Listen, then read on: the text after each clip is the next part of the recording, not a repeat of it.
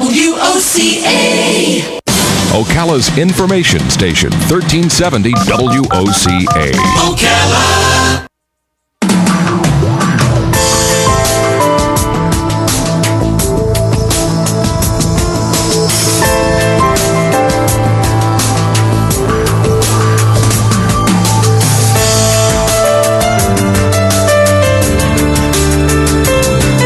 All right, 25 minutes before 11 o'clock. We speak to a lot of authors on this show, Robin. And we speak to a lot of people who say, you know, one of these days I'm going to write a book and I'll be on your show.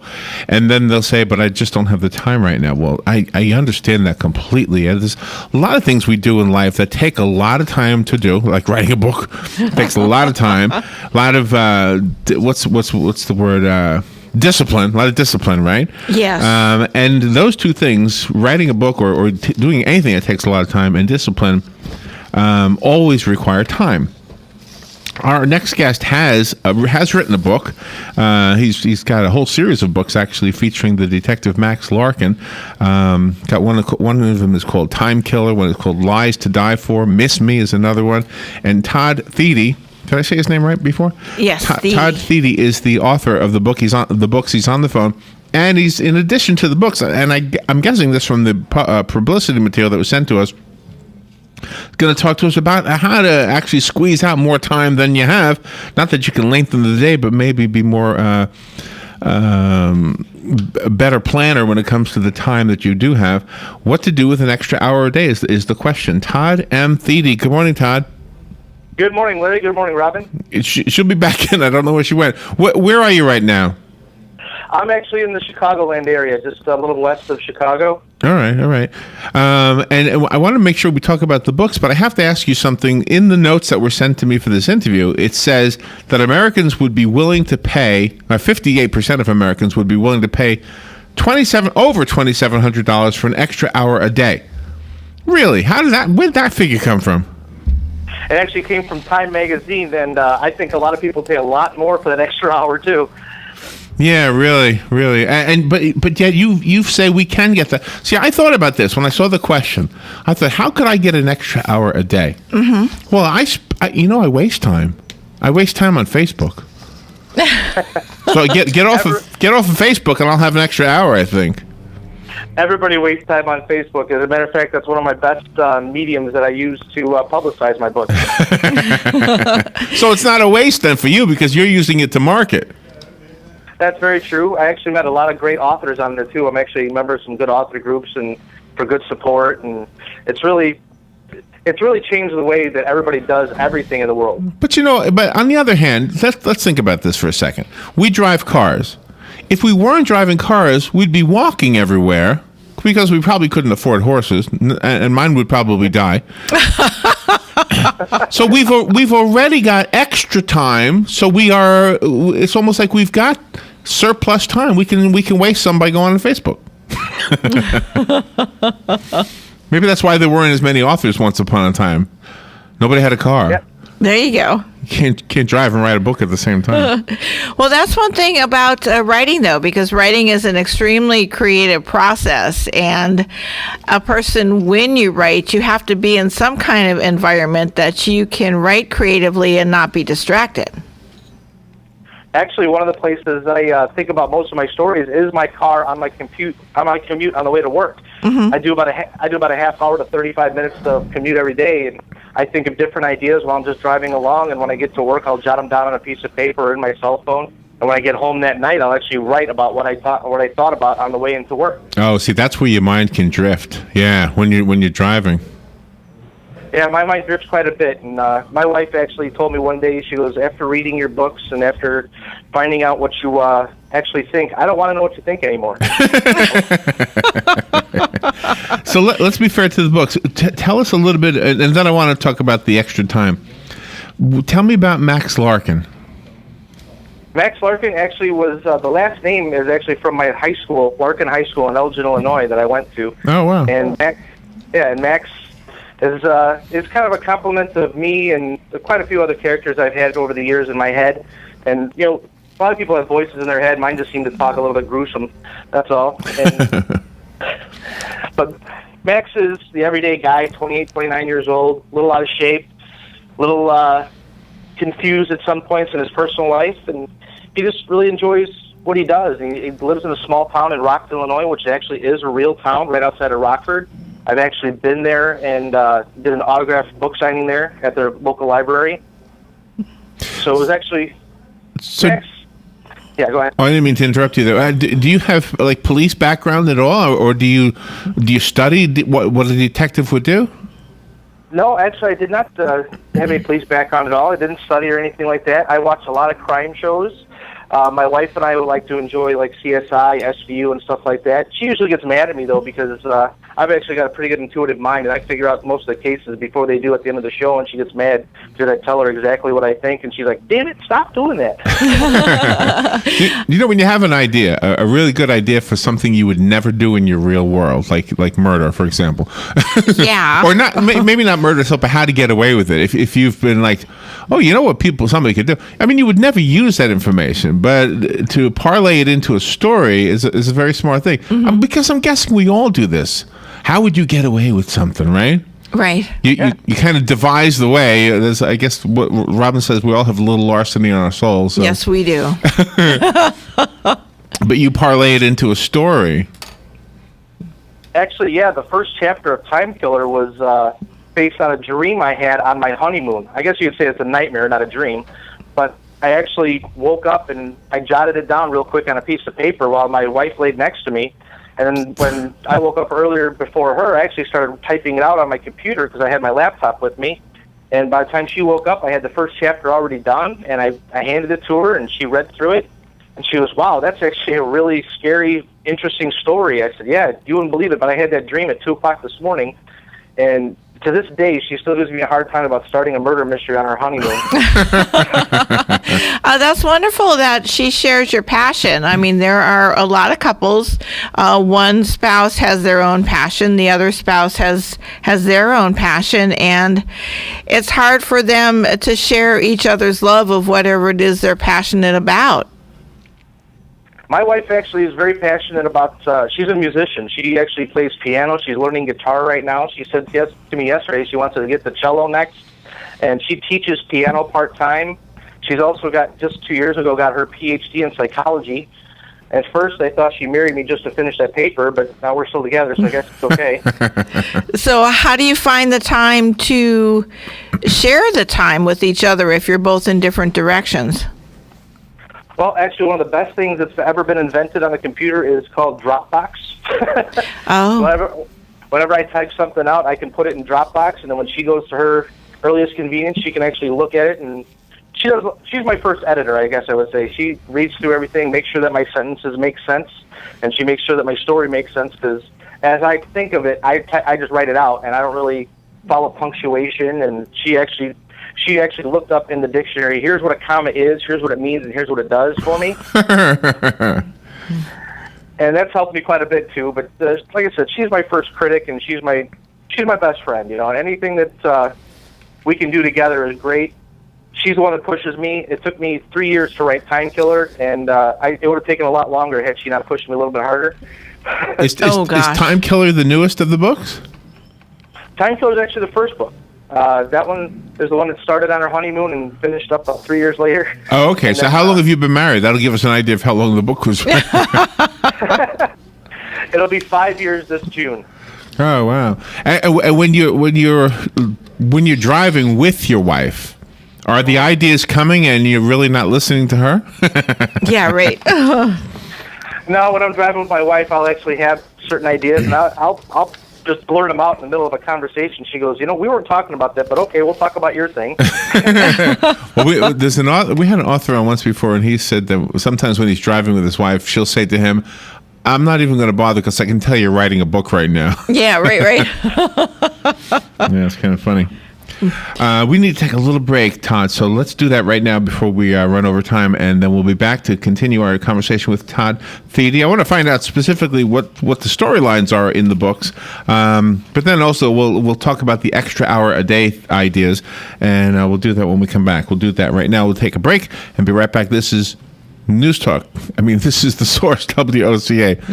think I'm coming down with a cold, Robin. We'll be right back. The weather is brought to you by myfwc.com. Safe boating is no accident. A beautiful day today with lots of sunshine. The afternoon high 69 to 73. And clear tonight with lows ranging from the upper 30s in a few inland spots to the mid-40s along the coast.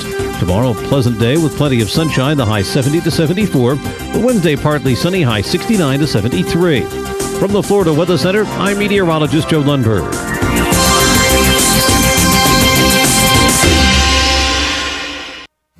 Let's face it, nowadays it can be hard to find American-made products, and that's something that Cabinet Sales of North Florida is well aware of. That's why they're an authorized dealer of Wellborn Cabinetry, family-owned and American-made since 1961. Cabinet Sales of North Florida is your answer for complete turnkey kitchen remodels and whole house cabinetry. Their cabinets are finished with solvent-based enamels for a long-lasting finish that's second to none. Available in an incredible selection of door styles and colors to choose from to turn your dream kitchen into a reality. In-house design and drawing services are available. Come by and see our displays for yourself at the Floors of the Villages, 3935 County Road 216 in Oxford, or Exquisite Design Kitchen and Bath in Bellevue, right across the street from the Bellevue Library. So whether you're looking for bookcases, kitchen, bath, or outdoor kitchen, Cabinet Sales of North Florida is your one-stop source of quality cabinets. For a free estimate, call 352-427-2647. That's 352-427-2647. Cabinet Sales of North Florida. Now is the time to go to your local Kubota dealer and get great financing on a brand new, powerful, feature-loaded Kubota Standard L-Series tractor during our Gear Up and Go sales event. If you're thinking about a rugged tractor with a cab for year-round comfort, then a new Kubota has your name on it. With a smooth-running engine, choice of transmissions, and spaciousness beyond expectation, your Kubota dealer is the place to start. Right now, get your own Kubota L-Series tractor for 0 down and 0% financing for up to 60 months. So for a great deal, think orange at the Kubota Gear Up and Go sales event. For more information or to find a participating dealer, go to KubotaDealersOfFlorida.com. 0 down, 0% APR financing for terms up to 60 months on selected equipment now through December 31st, 2014. Not available for rental national accounts or government customers. 0% APR low rate financing not available with instant rebate offers. Financing available through Kubota Credit Corporation USA subject to credit approval. Other exceptions may apply. For more information, call toll free 1-888-465-8268. Yes, it's Christmas days at WOCA. It's time for you to call in now for your chance to win 732-8000. All right, 12 minutes before 11 o'clock. And yes, call in right now. If you didn't catch that, we are giving away gifts here for Christmas. And the only way you'll get a gift is if you get your name in the, what are we putting in, a fish tank, Robin? Yes. In a fish bowl? So call right now the business line, 732-8000. You have to call the business line, 732-8000. And Patsy will take your name and put it into the bowl, whatever we've got. Blue box. And we're picking names every single day and giving away a bunch of Christmas gifts. Okay, on the phone, Todd M. Thiede is on the phone. He's a best-selling murder mystery thriller author, and we've been talking about some of his books. Time Killer, I guess, was the first. Lies to Die For, Miss Me, with a question mark, and they are the mystery murder series from the detective Max Larkin. Plus, we're also talking about Extra Time. So, Todd, before we get back to the discussion of the books, I want to tell you about the time theory. If somebody wanted to write a book, and they took they wrote 1 page a day, which might take an hour, I guess. Do you think that's probably accurate? It takes an hour for creative writing? For creative writing, actually, 1 page may only take a half hour to an hour. But truthfully, what I've been doing lately is I try to do about 3,000 words a day. And that's of a 60,000 or 70,000 word book, which is what most of my books are. That usually takes about a day to a day and a half to write those 3,000 words. Okay. But I was just wondering this. When you do space it out like that, does it give you more time to think about what you wrote and therefore go back and amend it a little bit? Because I'm sure sometimes you have an idea, you write it, and then you think, oh, no, this is a better way to write it. Actually, yeah, it does give me more time. My wife actually told me that I should start outlining my books because the first 2 books I never outlined. And then the third one I outlined, but by the time I was to chapter 4, the outline was out the window already, and the story changed, and everything went a different way completely. People know you as one personality, but then you're writing these, to use your words, gory novels. What happens when your friends read your novel and then realize it's you. They think you're a murderer. Actually, one of the funniest things happened to me is right after the first one came out, one of the guys in my bowling league walked up to me, and as he's walking towards me, he's shaking his head and looking at me like I'm just crazy. And I said, What happened? What's going on? He goes, "You are the sickest man I've ever met, but I loved this book. It was so good." Oh, wow. But you have to have sick characters in order for a detective to be able to look good. I mean, you don't want a detective just giving parking tickets. Right. Very true. I mean, the town that I based it in, Rockton, there's only got a population of about 8,000 or 9,000 people. So we've actually talked about expanding outside of Rockton because pretty soon we're going to run out of people to kill. That's too funny. When you write these stories and you get into that frame of mind, do you ever truly come out of that frame of mind during the whole process until the end of the story, or are you still sort of in there somewhere until you put the last words on paper? I'm even in there after those last words go on paper because I start thinking about the next project and the next one after that, and I take little notes here and there. Like I said, we were talking about time earlier, and it's just a matter of using your time the correct way, not just sitting back on your butt and watching TV. Even though I do that, I mean, come on, let's talk about it. I'm a 43-year-old American man. Of course, I watch football. Of course, I watch some detective shows with my wife, but I actually do very rarely get out of that character or get out of that mode. There's always certain things that in my life go, wow, if this would have happened this way, I could have done it this way, and I'm always that person. I get very little sleep at night. Most of my writing happens after my wife falls asleep, and it's never ending, it seems. So you're actually a finance manager, it says here, at a car dealership. Yes, I am. I work about 50 to 60 hours a week at that, and I've been doing it here for 11 years at Elmer's Toyota, and it's a fun job. My boss is a lot of fun. We have a lot of fun. He plays practical jokes on me all the time, and he hasn't read the books yet, but quite a few people here have, and I think if he read them, he'd probably fire me on the spot. Oh, no. Oh, really? He hasn't read them. So now, with today's technology, do you have any audiobooks, like for the car, since you're at a dealership? Mm-hmm. I do not have any audiobooks for my car. My first two books, Time Killer and Lies to Die For, are out on audiobook, but I don't have them. Like I said, when I drive, I think more than anything. Oh, see, but you could make that a freebie. Buy a car, and I'll throw in an audiobook. Mm-hmm. That's right.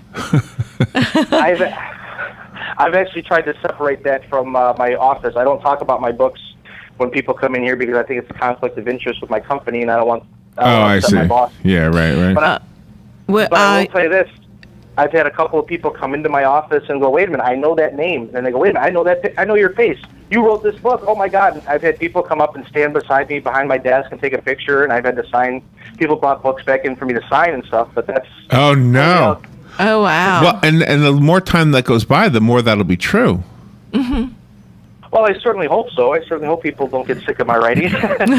No, but I mean, your popularity, your fame, will increase.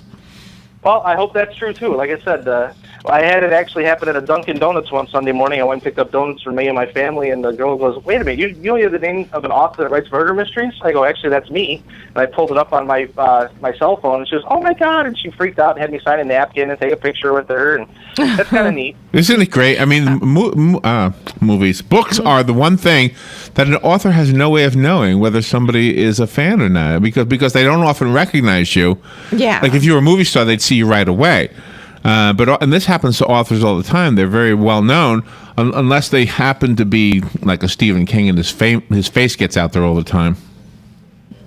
Yeah, very true. Actually, we were talking about Facebook a little while ago. I posted this morning before I came on the air, and I posted your website. So anybody want to listen to me, by all means, go to the website. One of my friends posted up, great job. You sound so grown up. How do you keep persevering through your writing? Because you've got a wife, you have children, you've got this huge job that takes a lot of time without quitting, without giving up. Because there are some people out there, they'll start a project and then they say, oh, this is too hard, it's never going to work, I'm going to stop. Well, if it's something you truly enjoy, I don't think you'll ever have that feeling. I will tell you this: in Time Killer, the reason it took me 3 years to write it is I stopped writing it for almost a year because I got discouraged with how the story was going, and I just didn't care for how my characters were developing and how I was developing the story. And my wife just said, "Look, you started this on our honeymoon; you're going to finish it." So yeah. Oh, good for her. Good for her. So we haven't really been fair to the stories. Which book should we promote more? What's the newest one? The newest one is Miss Me.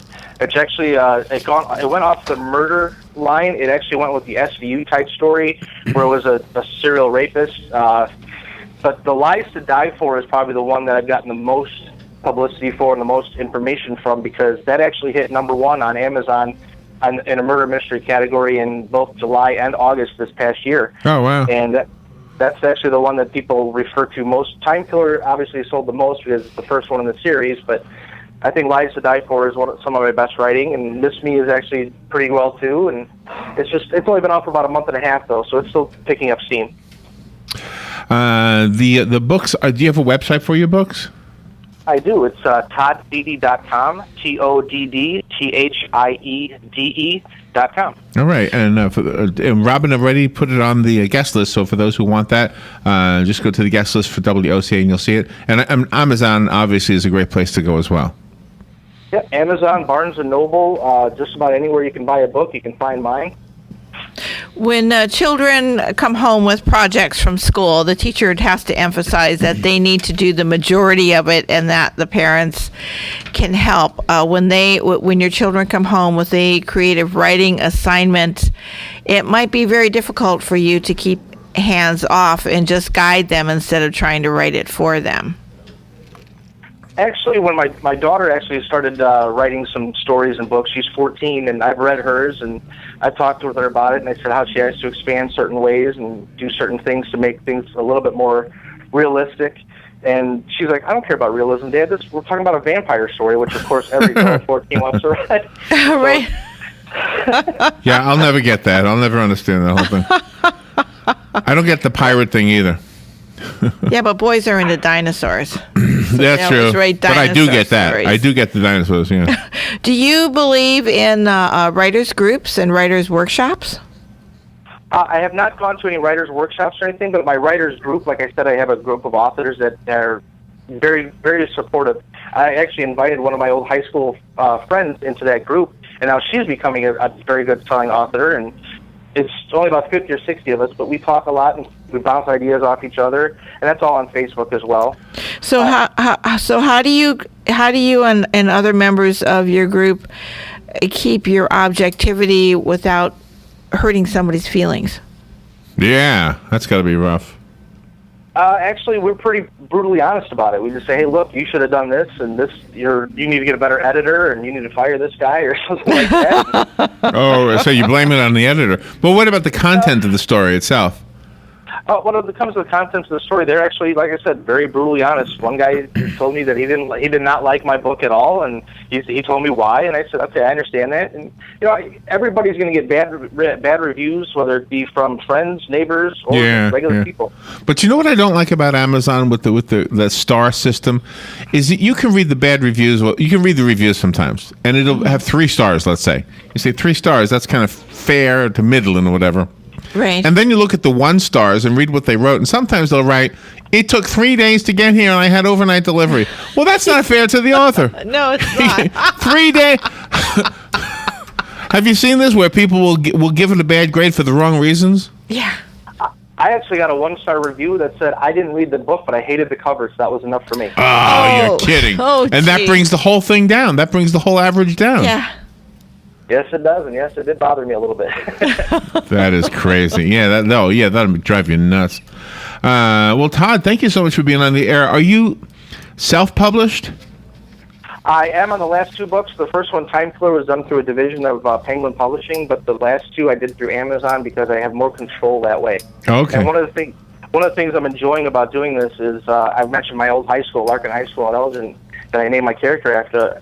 This past year and the next 19 years, I'll be giving away a scholarship at my school, a partial scholarship to a creative writer. Wow. See, isn't that great? Yeah, the world has changed. You don't really need a publisher anymore.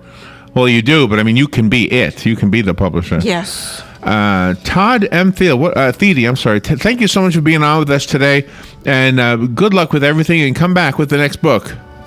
Thank you very much for having me, and hope to hear from you guys too. All right, excellent. We'll take a break. Be right back. Broadcasting from the Paddock Mall Studios, this is WOCA, Ocala, Gainesville, The Villages, 1370 AM, 96.3 FM, The Source.